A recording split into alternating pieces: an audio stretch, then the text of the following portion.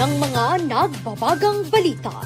Lalaking 5 araw nang nawawala, natagpo ang patay sa bangin sa Sablan, Benguet. Biktima ng viral na hit and run sa Baguio City, hiling na sumuko na ang suspect. Pawn shop sa Baguio City, nilooban ng mga hinihinalang miyembro ng termite gang. Mga nasiraan ng bahay dahil sa habagat sa La Trinidad, Benguet, nahatiran ng tulong. Kwento ng Cordilleran Charming Aviationist na isang reservist ng Philippine Air Force, kilalanin. At sorbetes at halo-halo, hinirang na best frozen dessert ayon sa Food Atlas.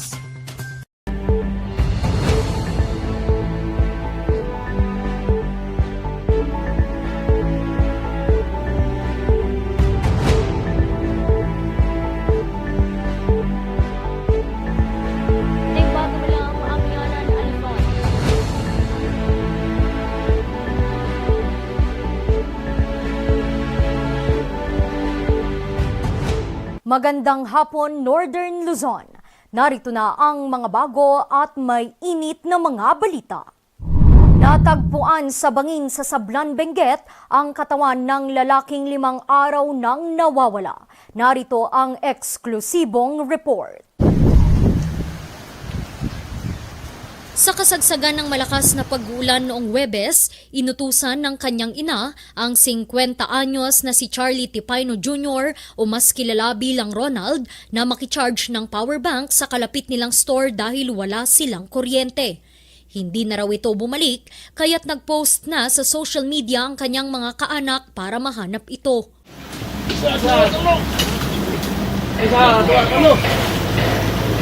Pasado 6:00 kaninang umaga, natagpuan ang kanyang bangkay sa bangin na may lalim na 60 metro sa barangay Banangan, Sablan, Benguet. Nawawala ito last week pa, Thursday ng hapon. So ngayon lang nalaman na ganito pala, na missing pala ng almost 5 days. Ngayon lang natagpuan, kaya yun namin nakita na ito yung tao.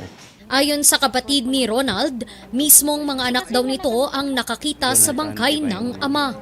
Di ko dayon ngamti kwanta ma handa ngayon baga nga dagos ta already Friday ko mga nabiro. Ganay di kalman Domingo sa mi maamuan tada kami jay Trinidad. Sa mi maamuan nga mapupukaw ma'am. Ganay di Rabii in may dagi anak na.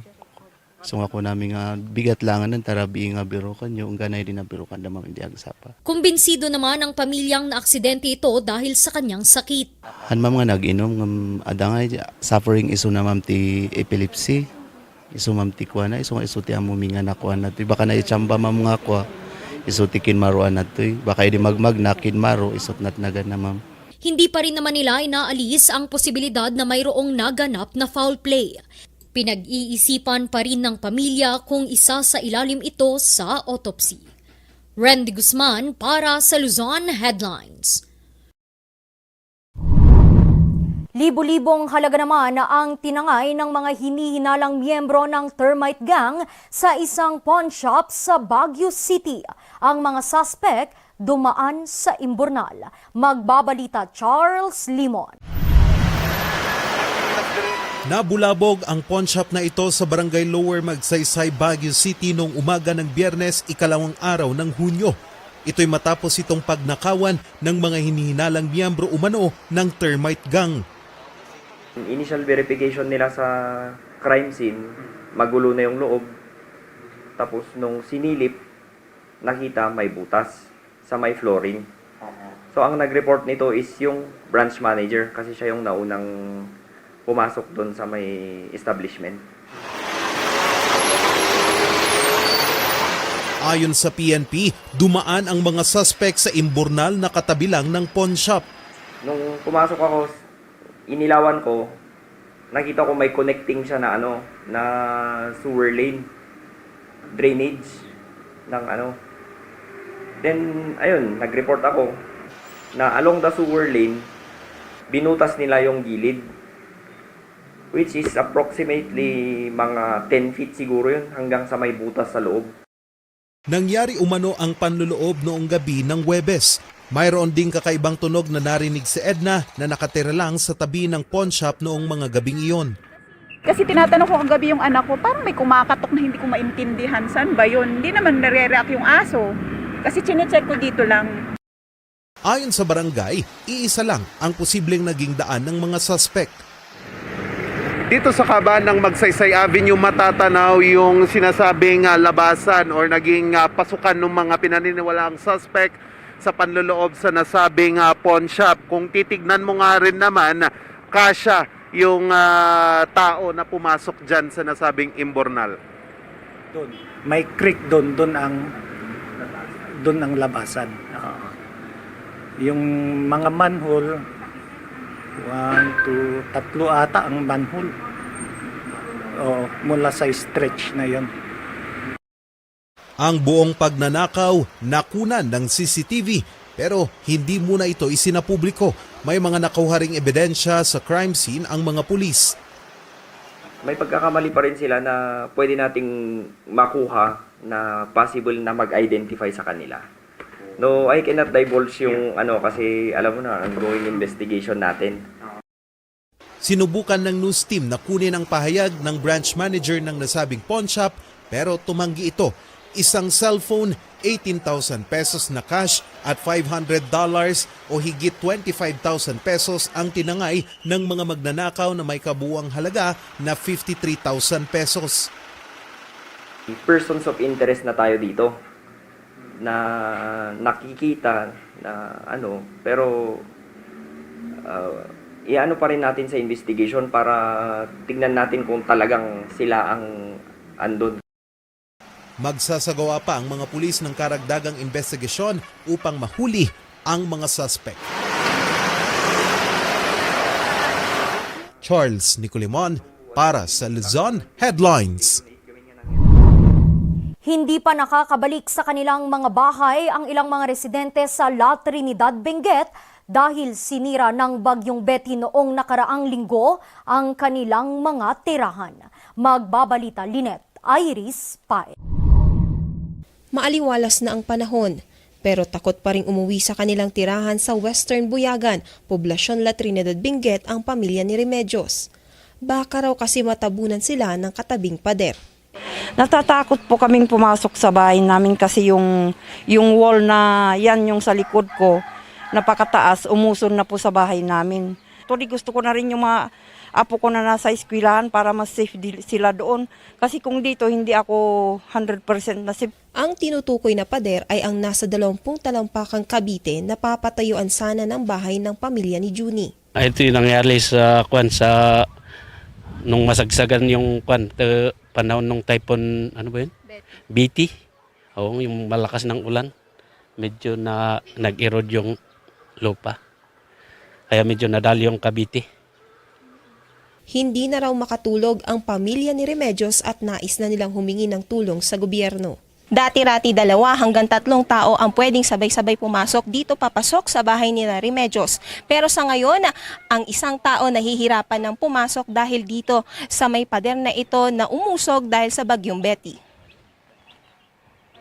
Sa Windy Hill sa kaparehong barangay, swerte raw na ligtas ang buong pamilya ni Osera mula sa pagguho ng lupa sa tabi ng kanilang bahay. Nung malakas yung ulan, nung tuloy-tuloy na umulan at baka lumambot yung daga kaya biglang bumagsak yung nasa taas na lupa. Kaya ngayon natamaan itong bubong tsaka itong pader. Yun, pumasok sa loob yung lupa tsaka yung mga tubig. Ang kapapatayo nga nilang bahay noong Enero, nagiba ang pader at nawasak ang steel bars sa sala. Para sana sa tag-ulan sana dito kami para kasi yung tinitirhan namin maliit lang yun kaya di kami kakasya doon. Dito kami sana. Kaya lang ganito ang nangyari. Hindi pala safe. Pansamantala muna silang nakatira sa katabing kubo. Sa ating mga municipal health natin is nag-assist na po sila. Siguro binigay na nila ang mga medical assistance para sa mga family na affected. At yung mga damages naman po ay ina-assist po ng ating mga municipal engineers at saka provincial engineers kung ano ang i-recommendang tulong o gawin doon sa mga naapektuhan ng lalong-lalo sa mga affected na residents or family. Is yung mga different damages to properties, mostly yung malaking report na naibigay sa munisipyo is yung one, yung partially damaged sa may poblasyon sa may Kasbang, dalawa doon, and then isa din doon sa may Western Buyagan na collapsing walls. Meron din sa may bandang barangay Wangal sa may Lower Wangal, and then yung isang totally damaged natin is sa may bandang barangay Alapang. Ipinag-utos naman nila Trinidad Mayor Salda ang pagsasagawa ng reassessment sa lahat ng pinsala ng Bagyong Betty. Medyo after typhoon, medyo may additional na damages. So parang continuous yung nangyari. So they are going to reassess yung damages. Inaasahan na matatapos ang reassessment ngayong linggo at sa susunod na linggo ay matutukoy ang kabuuang danyo sa La Trinidad. Lynette Iris Paed para sa Luzon Headlines. Sa mas pinalakas na laban kontra insurhensya ng pamahalaan, sumuko ang ilang mga rebelde sa 5th Infantry Division. Narito ang report. Makita yung met, no? Oo, met tigalos ko, no? Wala naman akong pasa, no? At ano man, no? Kung dati ay kaaway ang tingin ng mga dating rebelde sa mga sundalo, ngayon ay ganito nila inilarawan ang kanilang paghaharap. Ito'y sa pagbabalik loob sa pamahalaan ng higit 20 miyembro ng CPP-NPA ng Komiting Rehiyon Cagayan Valley noong nakaraang Biyernes sa sub-provincial capital sa Lalo, Cagayan. Yung will to fight nawala eh. No? Kaya yun yung dahilan kung ba't ako nandito. At sabi ko nga sa tanang buhay ko na kaharap ang mga pagkasalita sa harap ng masa o sa harap ng mga tao, siguro ito na yung pinaka hindi ko inaasahan na mangyari sa buhay ko. No? Ay pinagtagpi-tagpi lang naman din ng iisang hangarin. Na, syempre, kung papakinggan naman, sino bang may ayaw dun sa kapayapaan? Kanila ring isinuko ang iba't ibang kalibre ng baril. And obey the laws and legal orders. Isang oath of allegiance rin ang isinagawa. Patunay na hindi na nila kailanman babalikan ang dating ideolohiyang minsang pinanghawakan. Kailangan natin ngayon is free trade. Ang kailangan po natin ngayon ay kapayapaan. Ang kailangan natin is exchanges so that we could feel the stomachs of our people. Nakahanda na ang mga tulong na ipasa sa kamay ng pamahalaan sa mga dating rebelde gaya ng Enhanced Comprehensive Livelihood Program o ICLIP. I wish makapagdesisyon po sila ng maayos, maaaring sa paghabol sa kanila mayroong sundalong madidisgrasya, sila rin madidisgrasya, but at the end of the day, let us consider it is the Filipinos killing the Filipinos. So sana po tulungan nyo kami na wala na pong away, sabi ni Gob. Samantala, na-recover ng mga sundalo ang 7 matataas na kalibre ng baril sa sitio Warawad, Barangay Cumao sa bayan ng Gattaran. Ito'y sa tulong rin ng mga nagbalik loob na mga rebelde. Ang mass abandonment daw ay sumisimbolo umano sa mas pinaigting na laban kontra insurhensya ng pamahalaan. Randy Guzman para sa Luzon Headlines. Sakit pa rin sa ulo ng mga otoridad na naglilinis sa Balili River ang kawalan ng disiplina ng mga residenteng nagtatapon dito ng basura. Tinutukan yan ni Lynette Iris Paed. Pamumulot ng basura sa Balili River ang naging paraan ng estudyanteng si Karen upang ipagdiwang ang World Environment Day ngayong araw. Na-experience na po kasi natin ngayon yung different climate change. That's why it's good experience din na makatulong sa environment kasi for lifetime yung may babalik niya. Hindi lang tayo yung makikinabang but also the youth. Itinuturong dahilan ng maruming ilog ay ang kawalan ng disiplina ng mga tao sa pagtatapon ng basura. From the different creeks, lahat from Baguio papunta dito, di ba? siya ang katsbising. Kaya lahat yung mga basura, hindi natin, aywan ko yung mga discipline ng mga constituents natin sa gabi o kung saan ibinabasura yung mga, tinatapon yung mga basura, yung mga dead animals, di ba? Talagang marumi kung the constituent of La Trinidad in Baguio will not be helping the LGU. Kasi pinaalis na namin yung mga piggery doon along the Valley River.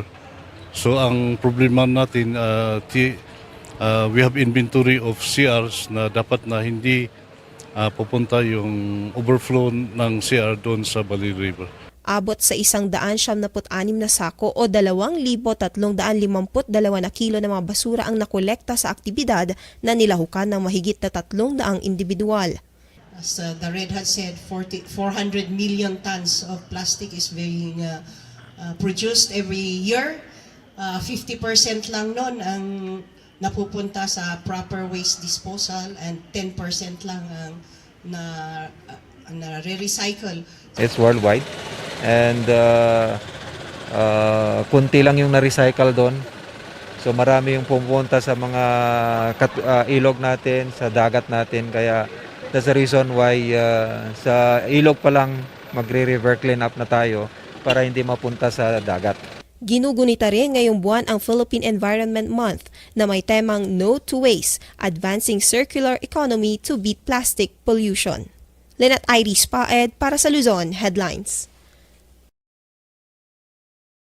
Susunod, biktima ng viral na hit and run sa Baguio City, hiling na sumuko na ang suspect. Yan at iba pang mga balita, abangan.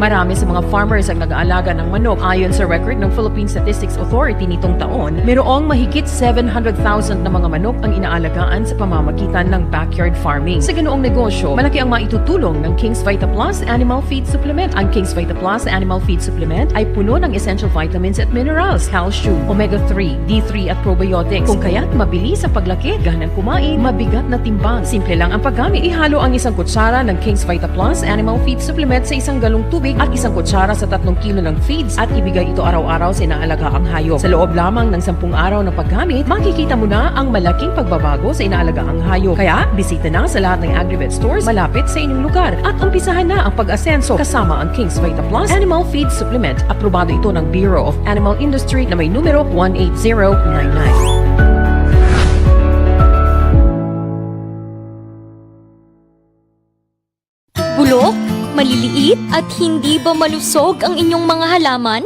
Omega Green ang kasagutan.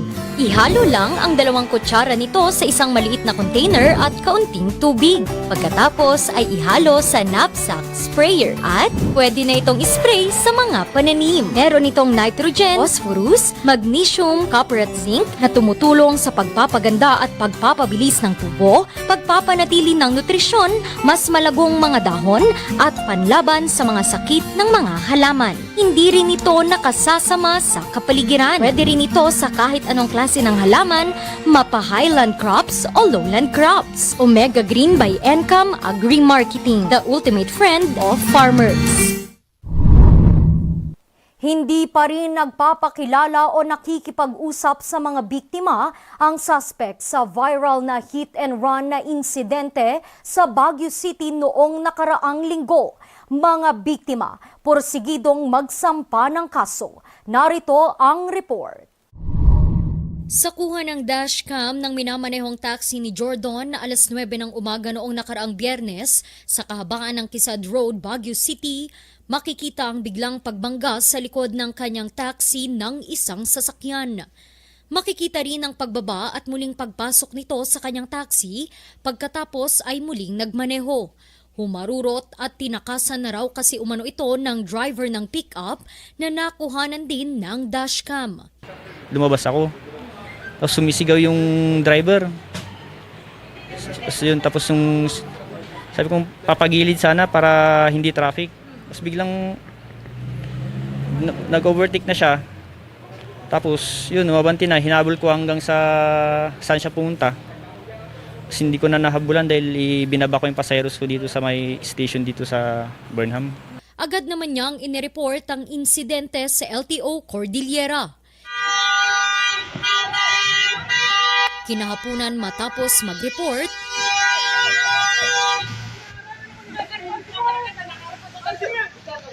muli niyang nakita ang pick-up sa Session Road. Agad naman niya itong hinarang. Pauwi na kami eksakto dyan sa baba sa Session Road pababa. Nung sinabi ko kay madam na madam yun ata yung sasakyan. Oo kuya yun, kasi yun binilisan ko na. Hinarang ko na yung taxi para siyempre gusto ko na mahuli para sana kung bakit ganun yung nangyari, ba't ganun yung ginawa niya. Tapos yun na. Nagka-gulo-gulo na. Wala parang talagang walang planong gumawa, talagang tatakas eh. Dahil almost nakulong na siya dun sa Nagbusi-busina na lang siya, umatras siya. Eh siyempre takot naman yung mga sasakyan sa likod, umatras na rin para yun, kaya siya nakabiltang papuntang Assumption. Ngayong araw, kasama ang operator ng taxi, formal na nilang inireklamo sa LTO ang driver ng pick-up. Bali po dun sa nag-trending na yun, bali nag-file na naman din po siya ng complaint for violating reckless driving, which is transportation law violation. Ayun po, awaiting po tayo, pine-prepare naman na po natin yung show cause order para po dun sa motor vehicle na involved during the time ng incident. In case po mapatunayan natin na he is a person being an improper person to operate a motor vehicle, pwede po nating isubject for revocation yung driver's license ng driver involved during the time of incident. Inaasahang maglalabas na sa mga susunod na araw ng show cause order ang LTO sa driver ng pick-up. Hanggang ngayon kasi, hindi pa rin ito nakikilala at hindi pa nagpapakita o nakikipag-usap man lang kahit sa mga biktima. Yung attorney niya lang kasi yung tumawag ng Friday night noon, nung after mag-viral nung post, tumawag yung attorney niya, nagpakilala na attorney niya pala. And then sabi niya, gusto daw nung client niya na makipag-areglo para daw matapos na yung nangyari. Pero sinabi namin clearly sa kanya na gusto namin, makausap sana namin personally yung driver. Sabi niya natatakot daw itong client niya. So ang sabi namin, kung takot siya, harapin niya kami doon sa Station 5 para at least safe siya, safe din kami. Pero nung pagpunta namin ng Station 5 umaga ng Sabado, yung humarap yung attorney pa din. Wala naman na raw balak makipag-areglo ang kampo ng binanggang taxi. Sinubukan ng news team na kunin ang pahayag ng abogado ng driver ng pick-up pero hindi na ito sumagot sa aming text. Randy Guzman para sa Luzon Headlines. Ipinasakamay naman ng PNP Pangasinan ang mga outposts sa mga bayan at syudad sa probinsya. Ito ay para masiguro ang kahandaan ng mga pulis. Magbabalita Linet Iris Paed. Ligtas, payapa at mabilis na pagresponde sa mga krimen at sakuna. Ito ang nais pang mapalakas ng Pangasinan Police Provincial Office. Kaya sa flag raising ceremony ngayong araw sa Camp Governor Antonio Sison sa Lingayen, Pangasinan, ipinasakamay ng Pangasinan PPO sa mga municipal at city police stations ang mga police express outposts.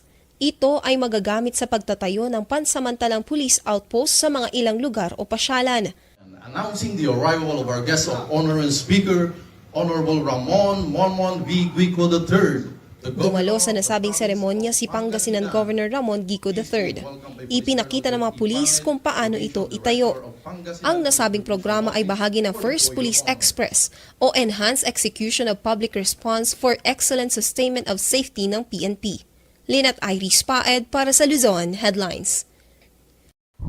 Hinahangaan ngayon ang isang Cordilleran Aviation student na isa ring reservist sa Philippine Air Force. Kilalanin siya sa kwento ni Jason Andaya. Pangarap noon ng tubong Baguio na si Don na maging isang abogado. Pero kinalaunan, pinili niyang pasugid ang kursong Aviation Electronics.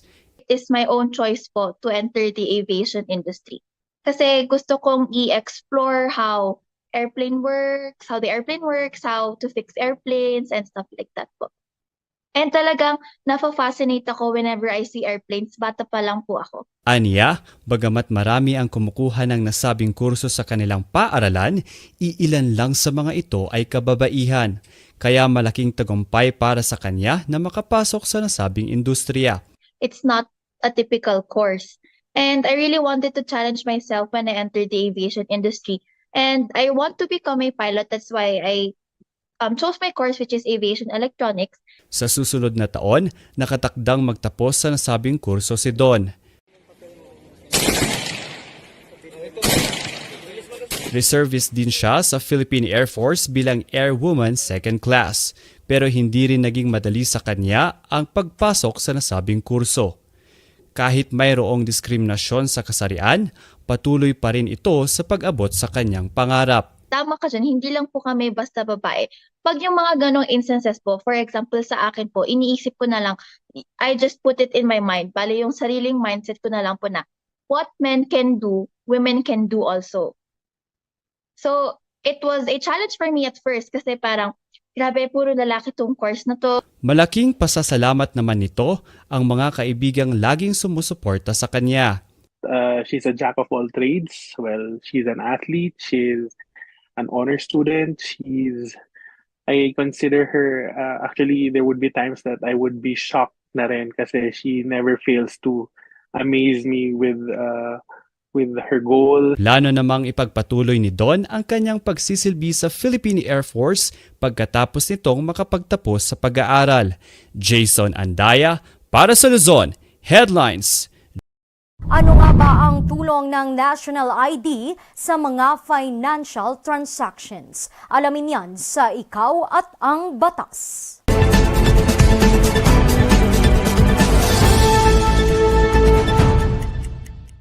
Meron tayong Republic Act 11065 at ito yung nagtatakda ng isang national ID system.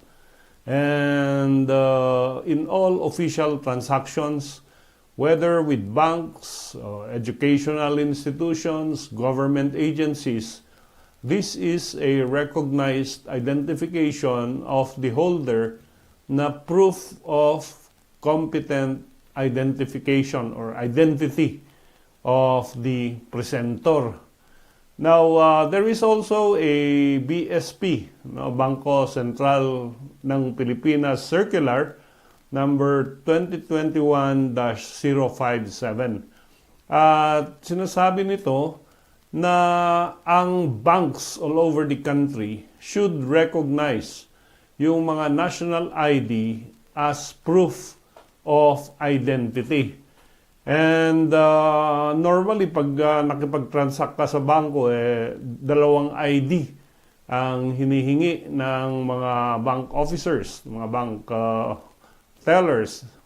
And under this BSP Memorandum Circular, kahit wala kang dalawang ID, basta meron kang national ID, then that would be sufficient for the transaction that you are having with a bank, no? Yung mga financial transactions. Ngayon, kung ito ay hindi ni-recognize ng bangko kung saan meron kang financial transaction at i-report mo ito sa Bangko Sentral ng Pilipinas, then that bank will be imposed a penalty of a fine of 500,000 pesos by the Bangko Sentral Pilipinas. At ito yung effect ng ating national ID system. Although right now kulang pa yung mga identification cards. No, most of us are registered pero wala pa yung card. But in effect, ito na yung one ID which will be allowed to be used in official transactions including bank financial transactions.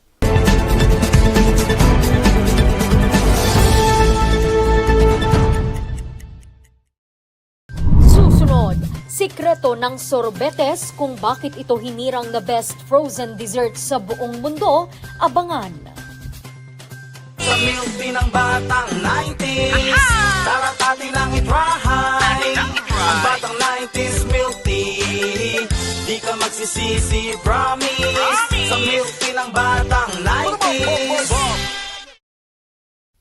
Mazar Music offers a complete line of musical instruments.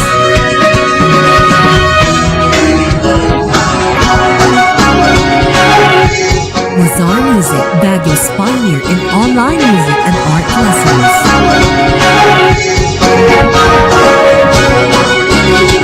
Mazar Music, bringing music closer to your hearts.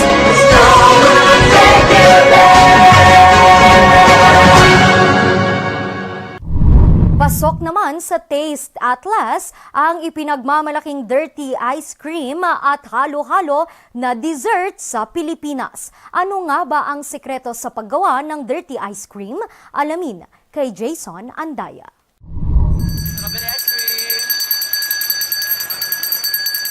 Malamig man o mainit ang panahon, hinahanap-hanap ang sorbetes o ang dirty ice cream ng mga turista sa Baguio City. Pag-akit ng Baguio, ito talaga hinahanap ko. Kasi malamig na yung panahon, perfect siya. Opo. Kasi aside sa mas mura siya and affordable, mas malalasahan mo talaga yung flavor niya. Tsaka mas common din siya sa atin mga Pinoy.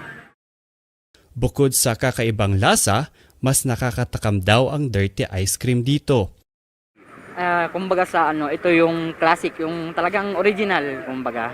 Saka yung nag-improve na kasi yung lasa niya. Kaya tulad nga sinabi ko, hindi siya powder. Pure na siya, kaya pagpunta mo ng Baguio, nahanap na talaga yung strawberry ice cream. Ayon sa eksperto, may magandang epekto raw sa katawan ang paminsang-minsang pagkain nito. A mood enhancer kasi nga ice cream is often associated with pleasure kasi pag nakakain tayo ng ice cream, naiiba yung mood natin, nagiging masaya. Halo-halo naman is kung gaano siya kasustansya, it depends on the ingredients na ginamit natin. So karamihan sa halo-halo natin are made of fruits.